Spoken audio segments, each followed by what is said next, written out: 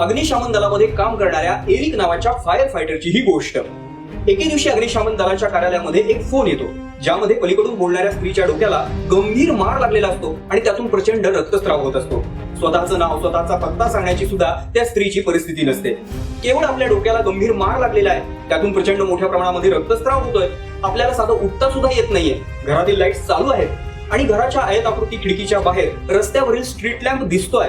बस एवढीशीच माहिती ती एरिकला देऊ शकते.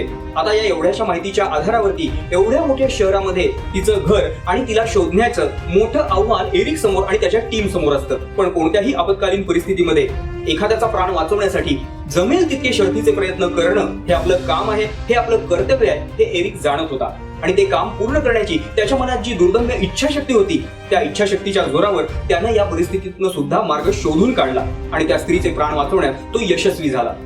आपल्या कामावरती जर आपलं प्रेम असेल, आपलं कर्तव्य पूर्ण करण्याची जर आपल्या मनामध्ये दुर्दम्य अशी इच्छाशक्ती असेल, तर कोणत्याही परिस्थितीतून, कोणत्याही संकटातून मार्ग कसा शोधायचा हे सांगणारी, हे शिकवणारी एरिक नावाच्या फायर फायटरची ही गोष्ट तुम्हाला ऐकायची आहे? तर मग आविष्कार आर्ट्स अँड क्रिएशन्स या आमच्या YouTube चॅनलवरील रविवारची गोष्ट या सदरामध्ये रविवार दिनांक 22 जून 2025 रोजी इच्छा तेथे मार्ग ही गोष्ट नक्की ऐका.